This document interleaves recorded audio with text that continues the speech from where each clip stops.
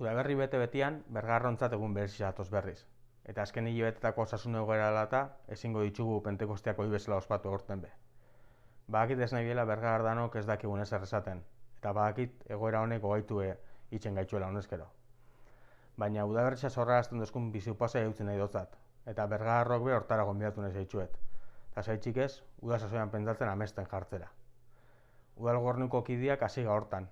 Udaberritzak bizipoza eragiten badozku, ze esanik ez eta udasasoian pentsatzeak. Udarako kultur eskaintza prestatzen behar du udalian, iaz hasi bezala kultur maixa eta beste eragileekin batera. Eta ez hori bakarrik, uda aurretik be, kultur mokau bat gozatzueko aukera eukiko dugu. Uste dugulako Bergarro merezi dugula kulturan behar herri bat. Gure egunerokoei koloria emoten dozana, bizipoza eragiten dozkuna. Osasunaz asko jarduten dugu azken aldixan, osasun fisikoaz gehienetan, eta bai hori importantia da. Baina baitxa animikoki, mentalki, osasuntxuaren herritxarrek eukitzea. Eta hori nahi dugu. Eta horretarako lagungarri da kultura espresinio desberdinetaz gozatu alizatea. Lagundu nahi dutzu kultur sortzaileei be.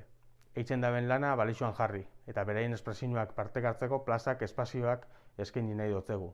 Beste modu hoberik ez dugu da gozautzen. Horregatik, gonbidapena luzatu nahi dutzuet kulturaz gozatzeo. Lehenengo jaixak izan biako luketen asteko mokau kulturalaz eta udarako prestatzen gabitzen menu osoaz ondoren. Eskaintza horretaz, bihar bezala gozatzeko biharrezkoak diren osasun neurri guztiak hartuko ditu Bergarak udalak, gaur egun eitzen dihar dugun moduan. Eta bukatzeko eskaera bat be luzatu nahiko notzueke. Alkar zaintzen jarraitzu dugun, hilabete honetan danetan erakutsi duzuen elkartasunei eutziz. Ta baikorri izan, bizi Bergara, bizi pozakin.